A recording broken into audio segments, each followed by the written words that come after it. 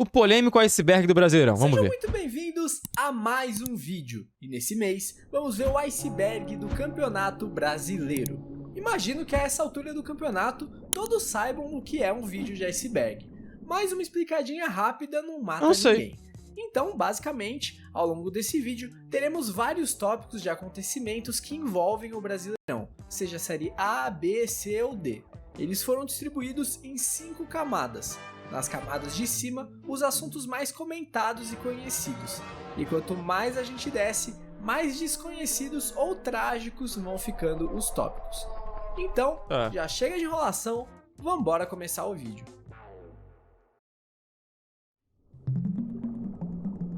A superfície do que a gente sabe, né? Basicamente.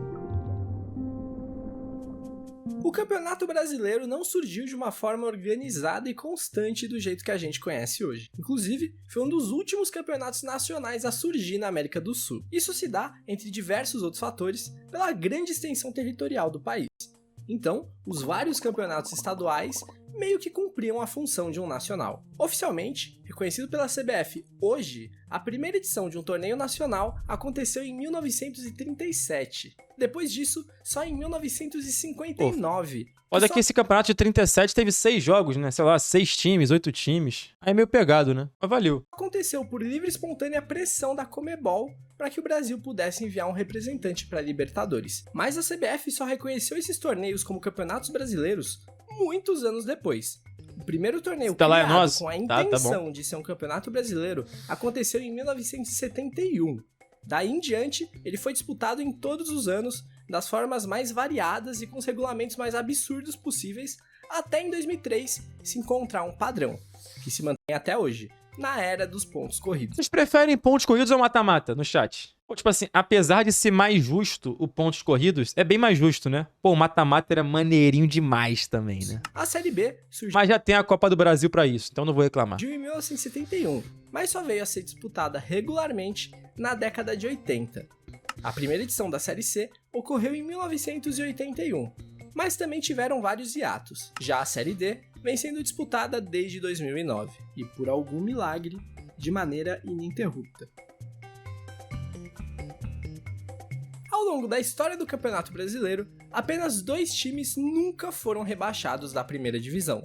São eles São Paulo e Flamengo. Essa lista vem ficando cada vez mais seleta nos últimos anos. E daqui a pouquinho... feito mais uma vítima nessa última temporada, o Cuiabá, que disputou a Série A pela primeira vez em 2021 e acabava aparecendo nesse grupo, gerando uma imagem meio bizarra. Com o acesso do Mirassol para 2025, em tese ele entra no seu lugar, porque nunca caiu em uma divisão nacional. Mas a verdadeira lista de times que nunca caíram de divisão, tendo disputado elas desde o princípio, os de fato nunca rebaixados, são apenas São Paulo e Flamengo. E o Mirassol agora. Nas outras divisões também tem times que nunca caíram, mas evidentemente nunca subiram também. Mas essa lista muda muito ao longo do tempo, porque esses geralmente são times que estão emergindo agora e tendem a acabar sofrendo um rebaixamento em breve.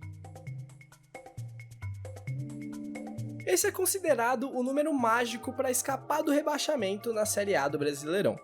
Tem muito time que começa o ano já fazendo conta para ver quanto falta para chegar aos 45 pontos. Mas o futebol não é uma ciência exata, então nem sempre esses 45 são suficientes. Pô, cair com 45 é mó esculacho, viado. Mesmo tendo alcançado os tais 45 pontos. Puta que pariu, era só o Fluminense cair. O Fluminense teria caído com 46, mas teve o caso Everton, e daí a Portuguesa acabou caindo com 44. Absurdo. O Botafogo, na temporada 2023, deu a maior pipocada da história do futebol brasileiro. Fez um primeiro turno de almanaque, o melhor da história dos pontos corridos. Chegou a abrir 13 pontos de vantagem. Depois de uma oscilação até então normal, ele poderia praticamente selar o título, vencendo o vice-líder Palmeiras em casa. E o Botafogo abriu 3-0 no primeiro tempo. Teve a chance de fazer 4-1 com um pênalti, mas o goleiro defendeu a cobrança. Na sequência, eles conseguiram levar a virada. 4-3 nos minutos finais da partida. E daí em diante, foi só ladeira abaixo. Contra o Grêmio, venceu por 3-1. Pô, pior que depois de que aconteceu esse ano, viado, vou te falar, dá pra esquecer esse ano de 23 aí, o Botafoguense tranquilo. Novo deixaram a vitória escapar. Tomou um gol de empate no último minuto contra o Bragantino, tomou um gol de empate no último minuto contra o Santos, fez um gol nos acréscimos do segundo tempo contra o Coxa, mas no Esse último foi o mais segundo bizarro pra mim, mano. Esse do Coxa foi o mais bizarro pra mim. o Santos, Porque o Botafogo, ele faz o gol da vitória aos 97 e toma um empate aos 99 na saída de bola, tá ligado? Esse é bizarro pra mim. nos acréscimos do segundo tempo contra o Coxa, mas no último segundo tomou o gol de empate, fora várias derrotas para times que estavam em situações lamentáveis no campeonato, o que deixou o Botafogo na 5ª colocação. Ou seja, um primeiro turno de campeão e um segundo turno de rebaixado. Em 2020, Perdeu pro o Vasco, Inter pô. poderia quebrar um jejum de 41 anos e vencer o Campeonato Brasileiro. Para isso, precisava apenas vencer em casa o Corinthians, que já não lutava por nada no torneio, e torcer por um tropeço do Flamengo frente ao São Paulo. E como o Flamengo perdeu para o São Paulo no Morumbi, o Inter só dependia de si para levantar o caneco. E em uma partida com muitas controvérsias, no último minuto, aconteceu uma das maiores narrações da história do Campeonato Brasileiro. Infelizmente para o torcedor colorado. Na tabela, Peglo pro Cuesta, bateu cruzado, Edenilson! 41 anos! Gol! Subiu a bandeira! Caralho, esse foi sacanagem, velho. Em 2019, o Esse é Cruzeiro pica estava também. bem mal das pernas do Brasileirão, e a diretoria não estava colaborando. Os jogadores estavam sem receber. Foi então que vazou um áudio de um dos medalhões do time, Thiago Neves, enviado para o presidente do clube, pedindo para ele pagar parte do que devia Foi 2000 e quanto isso aqui? Foi 2000 e quanto? para uma motivada nos jogadores antes de uma partida decisiva pela permanência contra o CSA. E acabou saindo essa pérola aí. Fala, Zezé, bom dia, cara. Deixa eu te falar uma coisa. Eu tô pensando aqui, sei que tá difícil pra vocês aí, pra arrumar recursos, eu sei que tá correndo atrás, mas eu tô falando por mim, não falei com ninguém, tá? Do time. Vê se você não consegue, pelo menos pagar esses outros 60% antes do jogo, cara, de quinta-feira. Que aí não precisa nem ter bicho, entendeu? Pra ganhar jogo. É uma motivação a mais pra gente, cara. Você já, acertar o salário aí, e aí você não precisa arrumar uma premiação pra ganhar o jogo, porque a obrigação nossa é ganhar esse jogo, tá louco? Se a gente não ganhar o CSA, pelo amor de Deus. Faz esse esforço pra gente aí, até quinta-feira, tentar acertar Se a gente não ganhar do CSA, pelo amor de Deus. Então que ele nem tá errado, né? esses 60% que tá atrasado do salário. No final das contas, o Cruzeiro perdeu para o CSA com o próprio Thiago Neves perdendo o pênalti. Inacreditável. E posteriormente, ambos os times acabaram caindo. E esse áudio abriu os portões do inferno para o Cruzeiro, que não venceu os 5 confrontos seguintes contra o CSA. Caralho, papo reto. O maior público registrado em uma partida de Campeonato Brasileiro foi no jogo da volta da final do ano de 1983, onde 155.523 pessoas assistiram à vitória e o título do Flamengo sobre o Santos. Vale dizer que os 10 principais 158. públicos da história foram no velho Maracanã. Já o menor público Deixa eu ver quantos do Vascão. Vascão. Dos 10 maiores, o Vascão tá em 3. Tem que respeitar. Vascão presente em 3 dos 10 maiores públicos da história do Brasileirão. Os 10 principais públicos da história foram no velho Maracanã. Já o menor público foi de 55 pessoas. 55 guerreiros que assistiram Juventude 2, Portuguesa, no Estádio Olímpico, em 1997. Eu achei curioso que o segundo menor público foi um Vasco e Paraná em São Januário, Ué, que só levou 71 pessoas ao estádio. aqui teve algum problema, certamente. Não foi aleatoriamente. Só que teve algum problema nesse jogo aqui. Que tem que ser contado em algum momento. Se as pessoas forem honestas, esse problema vai ser contado. Mas não foi contado, tá vendo? Desonestidade. Tem que ser contado. Algum problema aconteceu. Portões não abriram, alguma coisa rolou, velho. Alguma coisa rolou. Deixa eu ver. Foi que ano? Vasco versus Paraná, público. 94. Vou trazer aqui a informação. Ah, garotão. Pera que tem aqui, ó. Calma aí. Vai ver. Não tem, não. A explicação. Foi bait da página. Nenhum dos times poderiam ir pra próxima fase. Nessa época, o brasileiro não era pontos corridos. Era mata-mata. Caralho. Algum problema aconteceu no Rio de Janeiro, gente, também. Não é possível. Alguma coisa rolou, tá ligado? Linha vermelha parada. Arredores. Cidade lagada. Alguma coisa aconteceu, velho. Essa foi uma das maiores partidas da história do futebol brasileiro. mesmo valendo muito pouco ou praticamente nada em questão de título. Tínhamos de um lado a jovem promessa Neymar e do outro o já consagrado Ronaldinho Gaúcho. Logo aos 25 minutos, o Santos abriu Vi ao vivo na Globo. 3-0 com o terceiro gol, dando ao Neymar o prêmio Puskás de gol mais bonito do ano. Um pouco antes, o atacante David perdeu um gol inacreditável sem goleiro. O Flamengo, nos 15 minutos seguintes, diminuiu para 3-2. E daí teve um pênalti para o Santos. Elano tentou dar uma cavadinha, mas o goleiro Felipe defendeu e ainda meteu uma embaixadinha só para tirar com a cara dele. Correto, O moleque. Flamengo sairia vencedor com 3 gols de Ronaldinho, sendo um deles um golaço de falta passando a bola por baixo da barreira. Teve de tudo nesse jogo, o mais puro suco de futebol brasileiro. No ano de 2022, a segunda divisão brasileira contava simplesmente com o Super Grêmio, Cruzeiro, Vasco da Gama, Bahia e Sport. Além, é claro, de vários outros clubes Super muito Série B. tradicionais no futebol brasileiro, mas que já estão mais habituados com a segundona. Essa ficou conhecida como a Super Série B, Super Série B. com a presença ilustre de tantos times grandes. O Cruzeiro foi o campeão, enquanto o Grêmio, Bahia e Vasco completaram as vagas de Tem acesso. que respeitar o O gigante. Sport acabou ficando apenas na 7ª colocação, e quase que Ituano e Sampaio Corrêa aprontaram para cima do Vasco, que só subiu de forma dramática na última rodada. A na Batalha de famigerada Itu. Batalha de Itu. Caralho, velho. Esse A é o Batalha ranking de geral do Itu. Campeonato Brasileiro, somando os pontos de cada vitória desde a primeira edição até os dias de hoje. O curioso é que muitos dos líderes não estão dentre os maiores campeões nacionais. O São É Paulo verdade. aparece na Pô, ponta o do Internacional pontua sempre pra caralho e quase nunca ganha, né? Tem essa, né? ranking desde o ano de 2006, e o maior campeão, Palmeiras, é o 6º colocado. Se você olhar os anos das conquistas do Palmeiras, você vai perceber que o número 67 aparece 2 vezes. O que aconteceu foi que em 1967 Não e pode. 68 haviam 2 torneios completamente diferentes que aconteciam no mesmo ano e foram considerados campeonatos brasileiros Não pela pode. CBF. A Taça Brasil, que era o campeonato disputado desde 1959, e o torneio Roberto Gomes Pedrosa, que passou a acontecer em 67. E em 67, o Palmeiras Ninguém aceita que o maior de todos tem 12. conseguiu o feito de vencer os 2 torneios, ganhando, Pô, pior que eu acho que só a galera que mora em São Paulo se importa com essa porra, velho. Os rivais do Palmeiras, né? portanto, 2 títulos brasileiros em apenas um ano.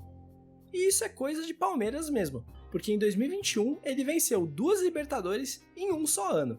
Isso porque a edição de 2020 É verdade. terminaria apenas no início de 2021. Esse é um termo cunhado por torcedores rivais de alguns times que obtiveram conquistas reconhecidas pela CBF no ano de 2010. O que aconteceu foi o seguinte: até o dia Pô, tipo assim, com todo o respeito, gente, juro pra vocês, de verdade, de todos esses títulos que tem por aí, eu não fui a fundo averiguar todos, não. Como é que foi e tal. Pô, mas o do Galo de 37 não dá pra ser considerado brasileiro, velho. É o único que eu falo assim, pô, desculpa. Do alto da minha ignorância, e você que torce pro Galo, você pode discordar, achar que eu sou filha da puta, tá tudo bem também. Esse título ser considerado brasileiro é uma brincadeira, pô, uma piada. Esse é o único que não dá, tá ligado? Esse não dá. De resto, aí, mano, é com a CBF. 12 de dezembro de 2010, esses eram os maiores campeões brasileiros. No dia 13 de dezembro, assim ficou a lista. Isso porque, até então, só eram considerados campeonatos brasileiros os títulos de 1971 em diante. Nesse dia, passaram a ser reconhecidos a Taça Brasil e o torneio Roberto Gomes Pedrosa. Algo semelhante aconteceu em 2023. Pô, gente, o de 37, segundo o Wikipedia aqui, né? Wikipedia, pô, jogaram 6 times, mano. O Brasileirão, em teoria que o Galo ganhou.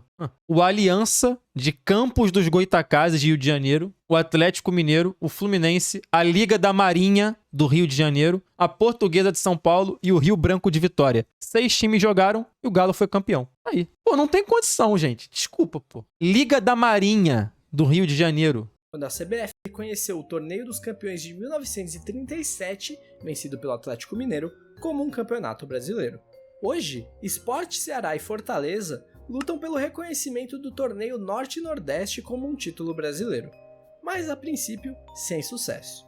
Com isso, os clubes beneficiados por Conta o seu título de futebol de botão como Copa do Brasil pro Vasco, então? Cara, se contar meus títulos de futebol de botão, o Flamengo vira o maior campeão brasileiro de tudo. Não é nem o Vasco, é o Flamengo, que vai virar maior campeão de tudo. Maior campeão que o Palmeiras, maior campeão de tudo, porque eu sou foda pra caralho no futebol de botão. Então, se botar meus títulos na conta, o Flamengo vai passar todo mundo, entendeu? Vai passar todo mundo, de passagem. Esse que é o problema, tá ligado? Detalhe, né? Eu ganhei pelo Flamengo. Isso que é foda. Esse reconhecimento tardio da CBF foram os Ganhei pelo Flamengo usando o botão do Vasco. Porque também não dá pra jogar pelo Flamengo e não ter nada de Vasco no meu time, né? Meus botões eram do Vasco, eu jogava pelo Flamengo. Foda-se. O Vasco tinha que estar em campo. Quem fazia o gol era o Vascão, tá ligado? Meus botões eram do Vasco. Eu jogava pelo Flamengo. o Santos, com 6 títulos, o Palmeiras, com 4, Bahia, Cruzeiro, Botafogo, Fluminense e Atlético Mineiro tiveram um título reconhecido. Vale dizer que esses títulos ainda dividem a opinião da mídia. Os que são contrários afirmam que essa foi uma ação populista do presidente da CBF, visando influenciar na eleição da entidade. Essa é possivelmente a maior polêmica do futebol brasileiro. Quem é o campeão de 87? Sport ou Flamengo? A treta é o seguinte: a CBF iria reduzir de 80 para 24 o número de times para a temporada de 87. Porém, o Botafogo ficou fora desses 24, e daí a CBF deu para trás nessa ideia, chegando inclusive a afirmar que não teria condições financeiras de realizar o torneio. Então, os 13 principais times do país se reuniram e decidiram que iriam fazer um campeonato eles mesmos, a chamada Copa União. Foi nesse momento, inclusive, em que foi criado o famoso Clube dos 13. Foi então que a CBF, sempre muito coerente, voltou atrás e disse que iria realizar um campeonato com 40 times mesmo. Então, ela criou um regulamento que previa um cruzamento entre os dois finalistas, do seu módulo, o modo amarelo, com os finalistas da Copa União, que era o módulo verde. Porém, o Clube dos 13 não gostou da ideia e disse que não iria disputar cruzamento nenhum, mesmo com a CBF dizendo o contrário. Mas o representante do Clube dos 13 na CBF era nada menos que Eurico Miranda. Ele aceitou o acordo com a CBF e assinou o regulamento que incluía o cruzamento. Esse que foi considerado por muitos um ato de traição por parte dele. Os campeonatos aconteceram. Euricaço. O Flamengo acabou campeão do módulo verde, da Copa União, que era considerada na época a principal divisão, pelo motivo óbvio de conter os 13 grandes nela. Na ocasião, o presidente do Flamengo reafirmou sua posição, dizendo que não teria cruzamento, portanto, o Flamengo era campeão brasileiro e ponto final. O módulo amarelo teve 2 campeões, porque a final entre Sport e Guarani foi para a disputa de pênaltis, e quando estavam empatados em 11-11, os presidentes se reuniram e decidiram dividir o título. Afinal, os dois já iam disputar o cruzamento. Eu não sabia disso não, moleque. Que porra é essa? Porra, eu não fazia ideia dessa divisão do título aqui, de maluco. E não ia mudar nada se o campeão fosse o Sport ou o Guarani. E assim, a CBF marcou o cruzamento entre os dois finalistas do módulo verde, Flamengo e Internacional, contra os dois finalistas do módulo amarelo, Sport e Guarani. Mas Flamengo e Inter não compareceram e levaram WO. E na grande final do Campeonato Brasileiro, o Sport acabou derrotando o Guarani por 2-1 no agregado e sendo considerado oficialmente como o campeão de 87. Não à toa, no ano seguinte, Sport e Guarani foram os representantes brasileiros na Libertadores, e não Flamengo e Inter. Obviamente, essa é uma treta que foi levada aos tribunais incontáveis vezes, e em maio de 2024, o STF tomou a decisão de manter o Sport Clube do Recife como o único campeão de 87. Mas vale dizer que em 2011, a CBF chegou a reconhecer Flamengo e Sport como campeões de 87.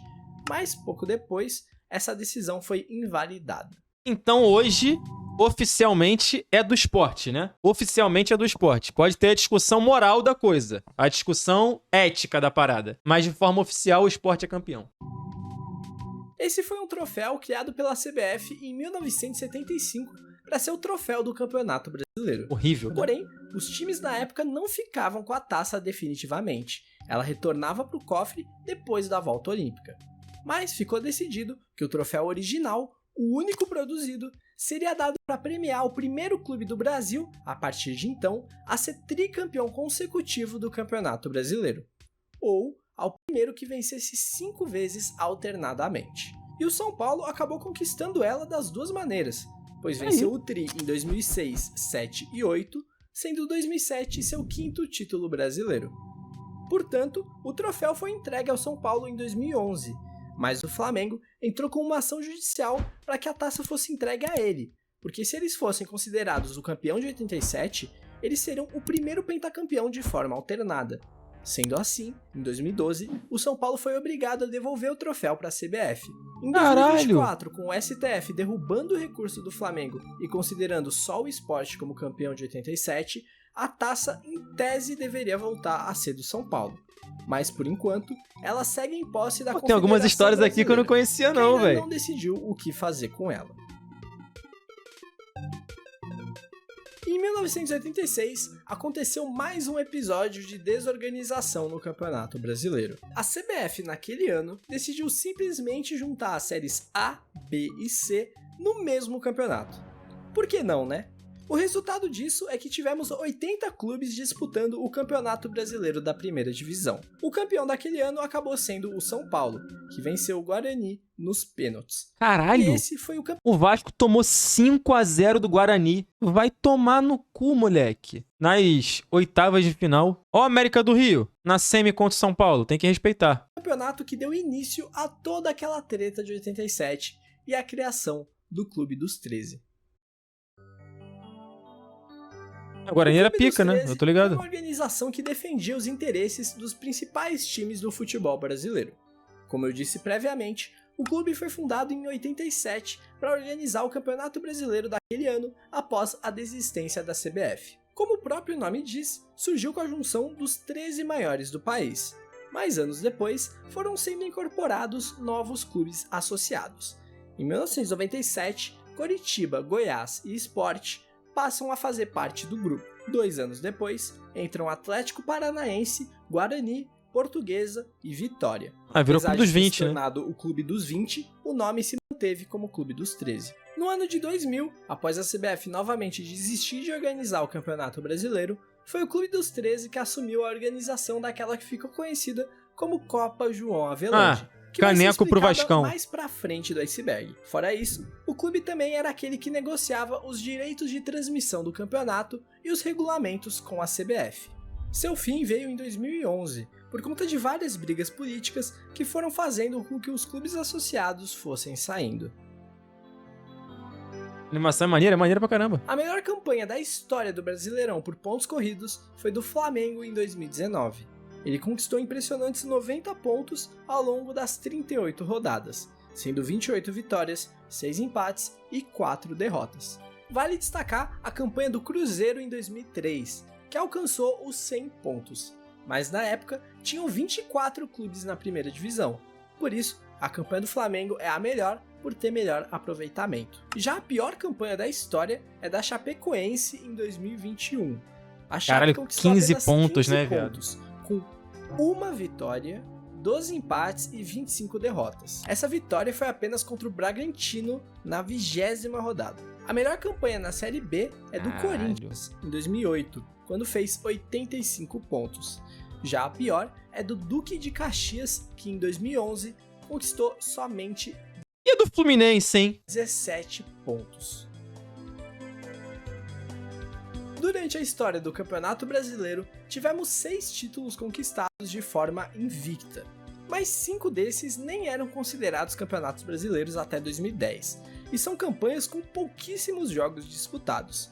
A exceção é o título vencido pelo Inter em 1979, que teve 16 vitórias e 7 empates, um feito tão impressionante que desde então o Inter nunca mais ganhou um campeonato brasileiro.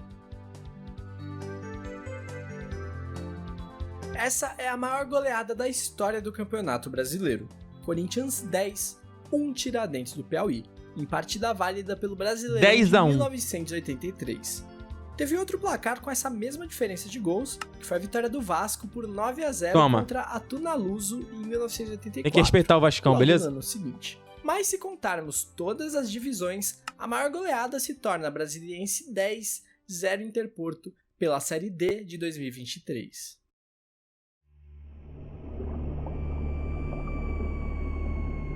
Segunda camada, hein? Esse é um tópico que se relaciona com vários outros dessa Caso camada. Sandro Hiroshi. Sandro Hiroshi foi um atacante que se destacou no Campeonato Paulista de 1999 pelo Rio Branco de Americana. Foi assim que ele chamou a atenção do São Paulo, que o contratou para a disputa do Brasileirão daquele ano. Porém, foi descoberto que a data de nascimento dele tinha sido alterada. Constava que ele tinha nascido em 1980, quando Ele, na como vários, né? realidade, ele era de 79.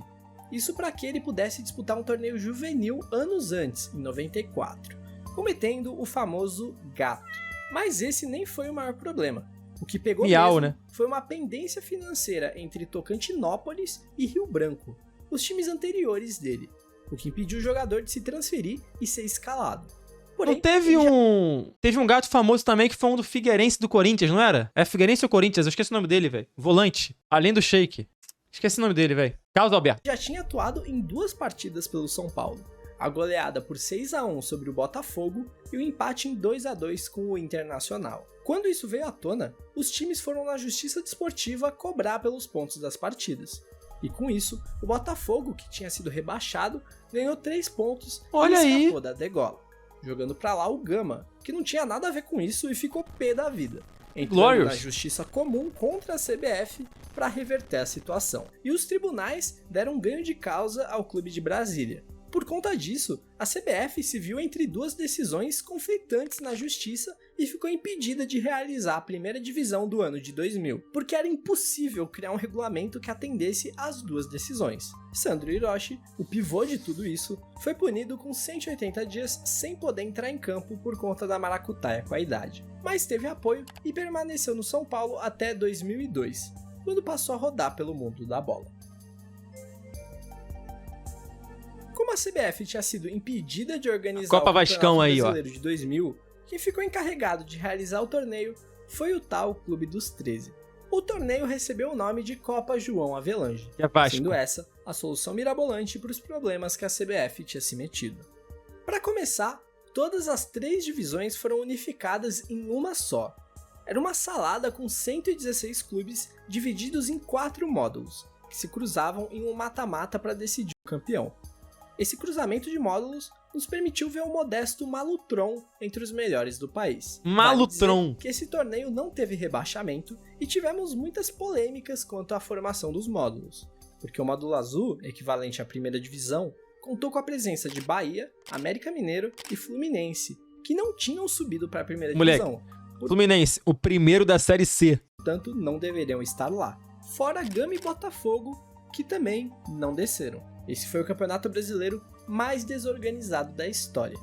E olha que a concorrência é bem grande. E foi a gota d'água para começar a se pensar em um formato mais estável, que seria os pontos corridos implementados em 2003. Em 1997, o Fluminense foi rebaixado para a segunda divisão. E logo em A história que todo mundo quer ouvir. de novo para a Série C. Na época, a última divisão do futebol brasileiro. E paralelamente com toda essa treta do caso Sandro Hiroshi em 99, o Fluminense conseguia se sagrar campeão da Série C. Portanto, deveria retornar à segunda divisão, correto? Sim. Errado. Como já explicamos aqui, a organização daquele Brasileirão passou para o Clube dos 13, cujo Fluminense era um dos membros. Assim sendo, ele foi um dos beneficiados e saltou da terceira divisão direto para a primeira, pulando a segundona. Apesar desse salto, Graças a Eurico o Fluminense Miranda, foi né? muito bem na Copa João Avelange, ficando em terceiro lugar de seu módulo e sendo incorporado de forma definitiva à primeira divisão de 2001. Essa aí foi A sinistra. final da né? famigerada Copa João Avelange foi disputada entre Vasco da Gama e o até então desconhecido São Caetano, que na época tinha apenas 10 anos de idade e vinha do módulo equivalente à segunda divisão.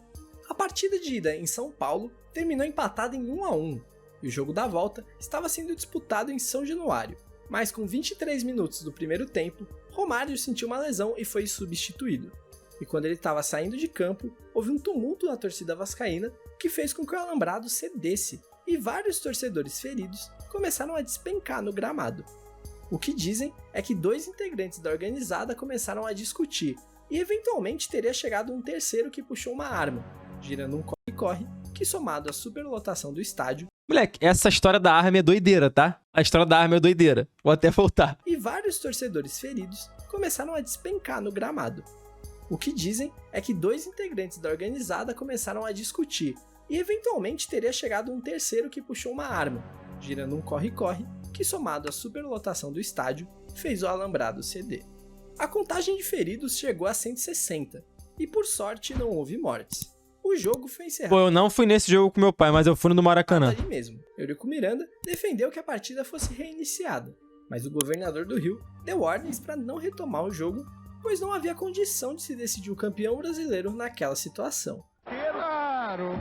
Claro, aqui tinha policiamento, segurança, atendimento médico. Moleque, o Eurico queria que continuasse o jogo com uma porrada de ferido e o alambrado, como é que eu posso dizer? No chão. Mas esse governador é frouxo e incompetente. O governador manda no coronel, não manda aqui no Vasco. Mas infelizmente nós precisamos da garantia da PM. Porque se nós não precisássemos da garantia da PM, pois tem que perguntar ao governador. O governador tem que resolver quem comprou ingresso, o que vai fazer. Ele não quer saber disso. Os jogadores do Vasco chegaram inclusive a voltar para o campo, pegar a taça e dar a volta olímpica. Pô, doideira isso. Afinal, se o jogo tivesse sido encerrado em 0-0, o Vasco seria o campeão. Acabou o jogo, nós empatamos lá, 0-0 seria nosso, se terminasse o jogo. E ambas as partes queriam jogar e não sei por que motivo, não houve o Era muita várzea, moleque. Na minha concepção, bem acertado isso. Até porque psicologicamente não haveria condição. Já que 0-0 do Vasco, o Vasco é campeão. A taça é do Vasco. Foi 0-0, quanto é que foi o jogo? Encerrado quanto o jogo? E 0-0 é de quem? Posteriormente, foi marcado um julgamento para se decidir como proceder, e ficou decidido que seria realizada uma nova partida em janeiro de 2001 no Maracanã. Afinal, São Januário estava interditado. Mas essa decisão era muito prejudicial para o São Caetano. Afinal, muitos dos destaques do time já estavam negociados e não teriam mais contrato com a equipe na data da partida. O São Caetano inclusive cogitou entrar na justiça para ser declarado campeão do torneio. Aí não ia ganhar. Não ia ganhar do Eurico aí não, tá ligado? Não ia ter como. São Caetano não ia conseguir jamais o título aqui na justiça. O Eurico mandando e desmandando, porra. O da João Avelange determinava que o time responsável pela paralisação da partida deveria ser declarado perdedor. Mas nada foi feito e a terceira partida foi realizada mesmo assim, com o Vasco se sagrando campeão após bater o Azulão por 3-1. Ferro neles, e né? Romário, que tinha saído de campo no jogo cancelado, começou jogando e fez um dos gols da vitória vascaína. Ainda falando da final da João Avelange, Como você tem coragem de falar de 37 assistindo isso tudo? Pô, tá de sacanagem comigo, né? Com todo respeito. Esse Brasileirão teve uma porção de times. Vocês jogaram contra o time da Marinha, o Campos dos Goitacazes, o Fluminense e o Botafogo e foram campeões brasileiros. Pô, tá de brincadeira?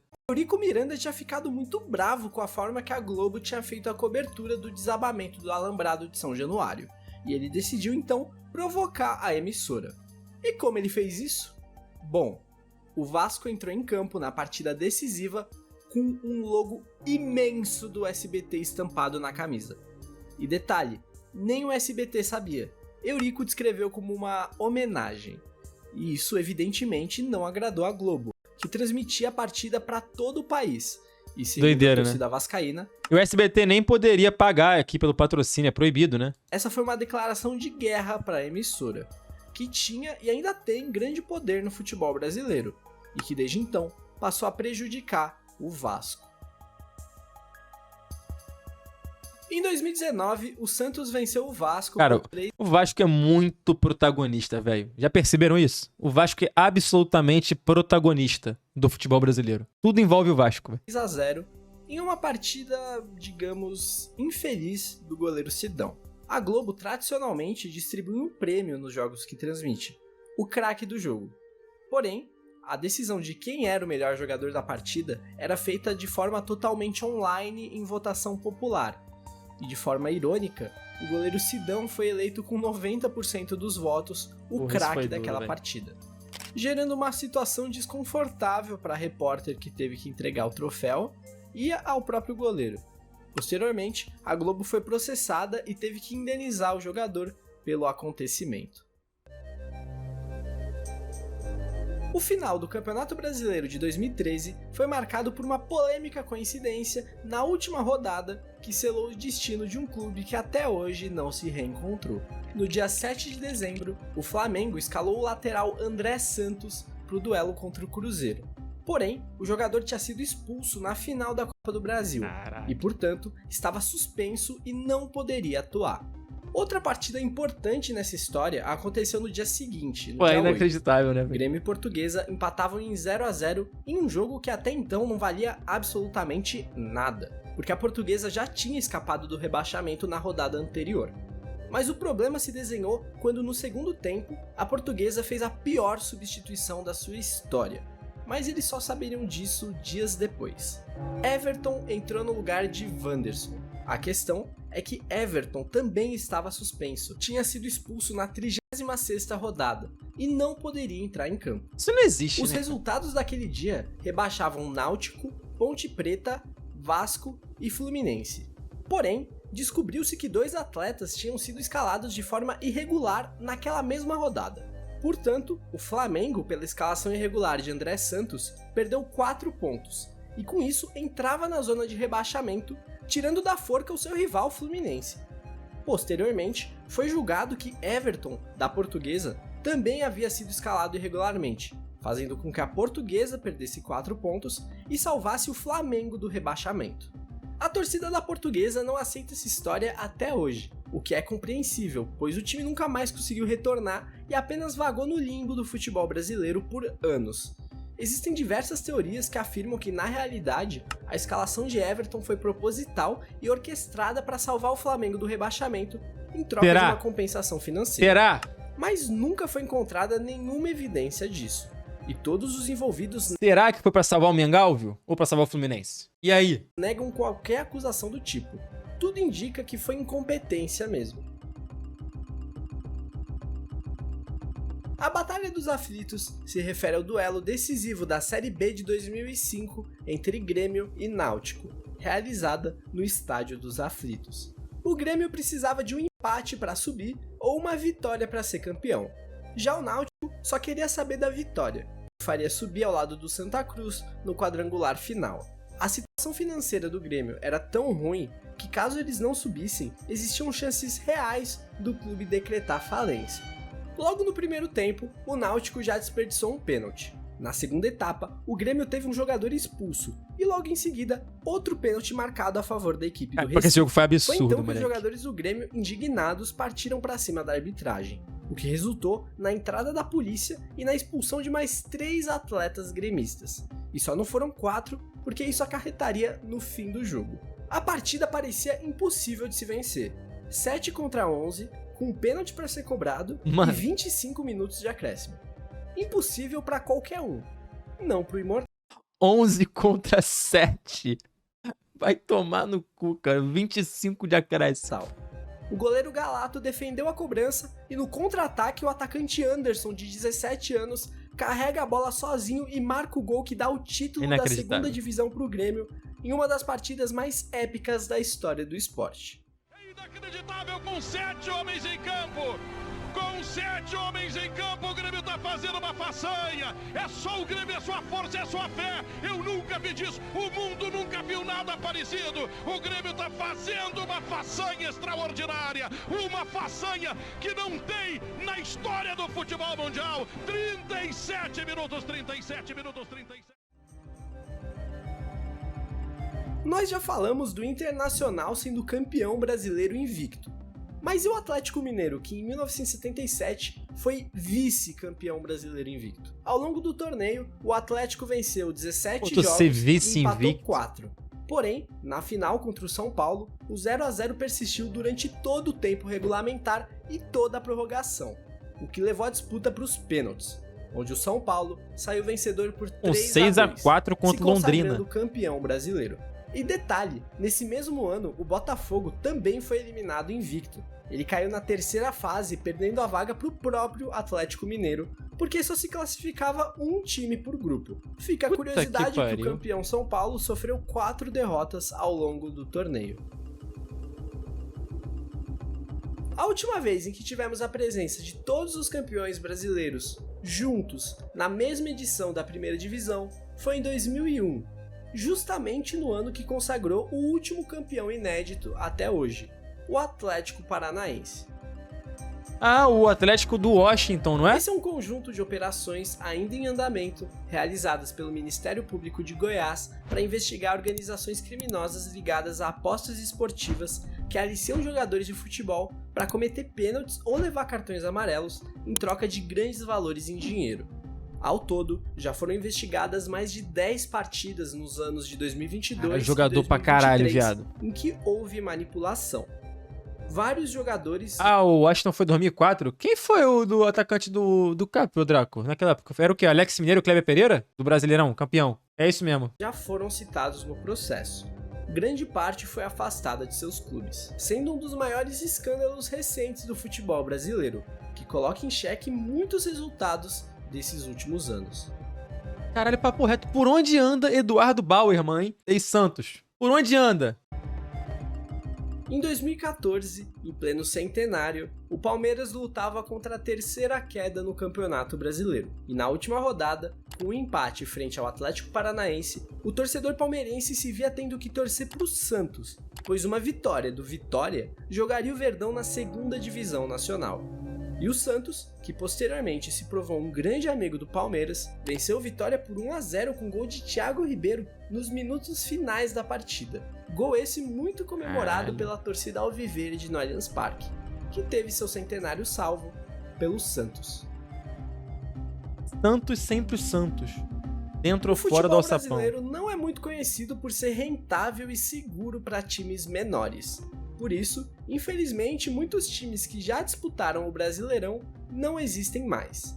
Daqui destacam-se Atlético Sorocaba, que jogou contra a Coreia Manufatura. do Norte, Colorado e Pinheiros, que se juntaram para formar o Paraná Clube, o J. Malucelli, mencionado agora há pouco no vídeo, também o Guaratinguetá, que uns anos atrás estava na elite paulista, e Casa e Novo Horizontino, que faliram e ressurgiram, mas oficialmente não são o mesmo clube que antes, o Ceni, do Mato Grosso do Sul, CFZ que do não tem Zico. nenhuma ligação com o Rogério Ceni, talvez sejam primos distantes, quem sabe. Grêmio E eu não sei Barueri. mais o que falar, mas tem que dar tempo para todos passarem pela tela, e realmente, olha, são muitos times, muitos mesmo. O Brasileirão de 2005 ficou marcado Esse por foi um uma escândalo de manipulação de resultados. Edilson Pereira de Carvalho. Carvalho. Foi descoberto que apostadores pagavam ao árbitro Edilson Pereira de Carvalho, que era árbitro FIFA, para garantir resultados específicos em jogos onde tinham apostado. Outro árbitro, Paulo José Danelon, também estava envolvido. Foi então que o STJD decidiu anular 11 partidas daquele campeonato brasileiro, remarcando eles para serem rejogados. E é aí que mora outra polêmica. Em uma dessas partidas, o grampo telefônico pegou o apostador comprando o árbitro para dar vitória ao Corinthians. Só que o Corinthians perdeu aquele jogo, levantando suspeitas de que o árbitro fazia jogo duplo, vendendo o resultado para dois lados em diversas partidas. O campeão, caso os resultados tivessem se mantido, seria o Internacional, mas o Corinthians estava envolvido em duas dessas partidas anuladas, uma derrota para o Santos e uma derrota para o São Paulo. Mas quando essas partidas foram refeitas, o Corinthians venceu o Santos e empatou com o São Paulo. Com isso, ele conquistou 4 pontos a mais do que antes e ultrapassou o Colorado. Ou seja, o Corinthians acabou sendo campeão brasileiro. Isso sem falar do pênalti não marcado que gerou a expulsão de Tinga no confronto direto entre Corinthians e Inter. Esse pênalti é doideira, viado. Esse pênalti aí vai... Cara, juro, esse lance vai ser lembrado ainda pelos próximos 10, 20, 30, 40 anos. Vão sempre lembrar desse lance. Ainda mais toda essa polêmica. O que pouco se fala sobre o caso é que Edilson Pereira e Paulo José Danelon apitaram diversas outras partidas naquele ano de 2005. Inclusive um Banfield e Alianza Lima. Mas esses outros jogos nunca foram refeitos, simplesmente porque tinham acontecido no começo do ano, muito antes do caso ser descoberto. Algumas dessas partidas eram muito importantes na parte de baixo da tabela do Paulistão e da Série B daquele ano. Inclusive, o União São João de Araras foi rebaixado na última rodada com Edilson no apito, e nunca mais voltou. chegando a ficar Edilsaço, licenciado do futebol por alguns anos, com muita gente no clube apontando Edilson como um dos culpados. Esse foi um acontecimento ocorrido na semifinal do Brasileirão de 1976. Na oportunidade, o Corinthians estava há 22 anos sem vencer nenhum título, quando milhares de corintianos se deslocaram de São Paulo para o Rio de Janeiro, naquela partida que ficaria notabilizada por ter sido o maior deslocamento de torcedores de um time visitante na história do futebol mundial. O número total de torcedores no Maracanã naquele jogo foi de 146.043 espectadores. Estimam-se que cerca de 70 mil destes eram corintianos, que viram seu time vencer nos pênaltis e a final do Brasileirão, onde seriam derrotados para o Internacional. A quebra do jejum viria apenas no ano seguinte, com a conquista do Campeonato Paulista frente à Ponte Preta. O time que mais rápido caiu da primeira até a última divisão foi o Santa Cruz, que desceu da primeira divisão em 2006, em 2007 caiu da segunda e em 2008 acabou tendo o azar de ficar na enorme zona de times que foram movidos para a criação da nova divisão nacional, a Série D. Ou seja, foi rebaixado 3 vezes em 3 anos. Foi da elite. O Fluminense quase conseguiu, né? Foram 2. A terceira ele foi campeão. Até o fundo do poço em tempo recorde.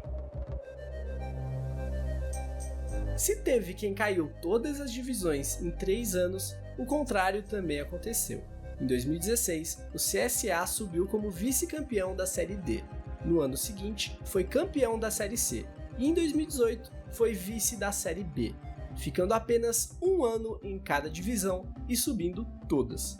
Infelizmente, ele também só ficou um ano na Série A, mas tudo bem, a gente perdoa. E aí, Camarguinha? Nosso Bom, boiceta. galera, essa foi a parte 1. Pô, bom vídeo, hein? Do iceberg.